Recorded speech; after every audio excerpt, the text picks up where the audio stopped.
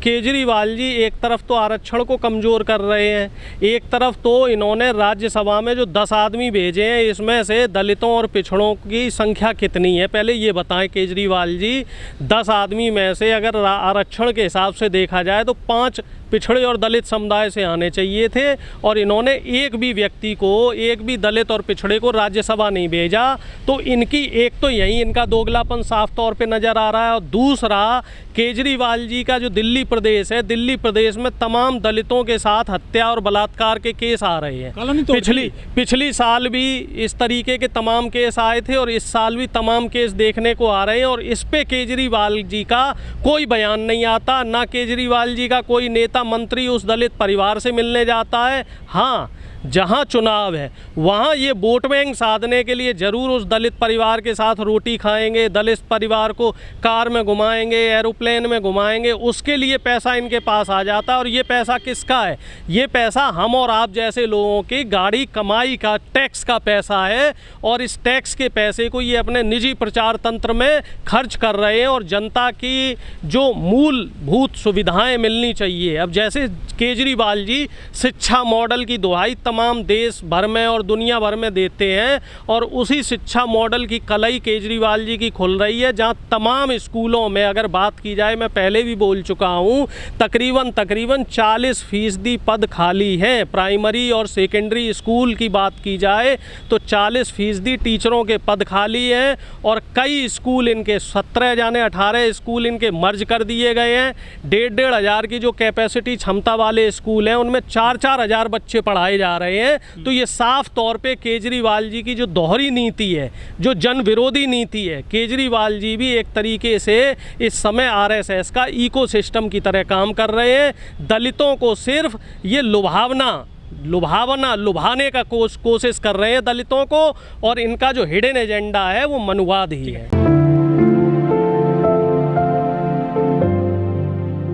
देखो साहब, चाहे भारतीय जनता पार्टी हो या आम आदमी पार्टी हो, 2019 के चुनाव से पहले संबित पात्रा जैसे कई लोगों ने दलितों के घर में जाके रोटी खाई, प्रधानमंत्री जी ने सफाई कर्मचारियों के पैर धुले, ठीक है। और उसके बाद दलितों और शोषितों के साथ क्या हुआ? पिछले 3 साल में उनके साथ क्या दुराचार हो रहे, अत्याचार हो रहे, तमाम लोगों के बलात्कार की खबरें आ रही हैं, तमाम जगह उनकी हत्याओं की खबरें आ रही हैं। उस पर सरकार का कोई स्टैंड नहीं है, उस पर सरकार कोई भी त्वरित और सख्त कार्रवाई करने को तैयार नहीं है। लेकिन सर, जब चुनाव आते हैं तो बीजेपी वाले भी दलितों को खाना खाने जाते हैं, बाद में तो नहीं जाते हैं जब दुख दर्द में उनके यहाँ पे। तो वही बात तो मैं कह रहा हूँ कि जब जनता के बीच में इस तरीके की घटनाएं होती हैं, अभी देखो एक दलित बच्चे को मार दिया गया, उसको 20 बार सुंदर नगरी में 20 बार चाकू से गोंद के मार दिया गया। तो उस पर कौन सा बीजेपी का नेता पहुँच रहा है, कौन सा आम आदमी पार्टी का नेता पहुँच रहा है? इसी तरीके से उत्तर प्रदेश में भी 2-3 दलित बच्चियों के साथ अभी बलात्कार हो चुके हैं, चाहे लखीमपुर खीरी की बात करो, चाहे अमेठी की बात करो, ऐसे तमाम, और ललितपुर में भी इस तरह की घटनाएं हुई हैं। वहाँ हाँ जी बिल्कुल, और वहाँ कोई भी, ना तो बीजेपी का कोई नेता पहुँच रहा है, और ना कोई आम आदमी पार्टी का नेता पहुँच रहा है, ना कोई ऐसे दलित हितैषी जो स्वघोषित दलित हितैषी बनते हैं, जो सिर्फ वोट बैंक के नाम पे जाते हैं। वो नंदी साहब कहाँ गए, गोपाल दास नंदी, जो दलितों के घर जा जाके वहाँ नहा भी रहे थे, वहाँ खाना भी खा रहे थे, वहाँ रात्रि विश्राम भी कर रहे थे। अब वो कथित दलित नेता गोपाल दास नंदी जी गायब है। अब उनका आप फ़ोन मिलाओगे तो फ़ोन भी नहीं लगेगा। ऐसे समय पे जो बीजेपी के जितने भी दलित नेता हैं, सारे के सारे गायब हो जाते हैं, और जब चुनाव की प्रक्रिया शुरू होती है तो ये सब प्रकट हो जाते हैं आके। लेकिन सर, मोदी जी ने कहा था कि हम देश में जो चप्पल पहनने वाला व्यक्ति है, हम उसको भी हवाई जहाज़ की यात्रा कराएंगे। क्या गलती कर दिया है यदि केजरीवाल साहब गरीब एक सफाई कर्मी परिवार को अपने घर लाते हैं, हवाई जहाज में बिठाते हैं, वो खाना खा के उनको छोड़ाते हैं फिर गुजरात में? देखो, अरे मोदी जी की तो बात मत करो। मोदी जी ने 2019 से पहले, जब 2014 के चुनाव में कहा था कि हवाई जहाज वाले को हवाई हवाई चप्पल वाले को हवाई जहाज़ का सफ़र कराएंगे। लेकिन अब वही लोग ये कहते फिर रहे हैं कि हवाई जहाज़ का, मोदी जी का खुद रिकॉर्डेड बयान है जिस पे वो ट्रोल हो रहे हैं। मैंने भी वो वीडियो ट्विटर पे डाला है, वो खूब ट्रोल हो रहे हैं। उसमें कह रहे हैं कि साहब हवाई जहाज़ का सफ़र महंगा हो गया है, अब ऐसा करो जो वंदे भारत ट्रेन है इसका आप सफ़र करो। अभी धीरे धीरे देखना वंदे भारत ट्रेन का भी किराया बढ़ा देंगे। एक अकेला निकाय बचा था रेलवे, जिसका किराया सस्ता हुआ करता था और जिस पे गरीब से गरीब व्यक्ति आसानी से सफ़र कर लेता था। अब वही वंदे भारत ट्रेन में जनरल बोगियां ख़त्म की जा रही हैं। तकरीबन जितनी भी रेलवे की जितनी भी ट्रेनें हैं उनमें जनरल बोगियों में भी रिजर्वेशन लागू कर दिया गया है। पहले मान लीजिए 50 रुपये में अगर कोई व्यक्ति 500 किलोमीटर का सफ़र तय कर लेता था, तब उसके लिए रेलवे में वही सफ़र जो है 2 गुना 3 गुना महंगा हो चुका है। आम आदमी और ख़ास तौर से जो गरीब तबका है, गरीब तबके में जो आपका पिछड़ा और दलित और शोषित वंचित वर्ग है, इसके लिए इस समय सफ़र भी बहुत दुश्वार हो चुका है। और आपको दूसरी बात पता ही है साहब कि आम ज़रूरत के जो सामान है, आटा दाल तेल, इन सब पे खुले पे भी GST लगा दी गई है। और दूसरी तरफ जो हमारा देश है, पहले कहते थे ना कि देश सोने की चिड़िया बन रही है, और मोदी जी कहते थे कि हम 2022 तक प्रति व्यक्ति आय डबल कर देंगे, किसानों की भी आय डबल कर देंगे और गरीबों की भी आय डबल कर देंगे। और आज की तारीख में हमारे देश में गरीबों की संख्या नामीबिया से भी ज़्यादा हो गई।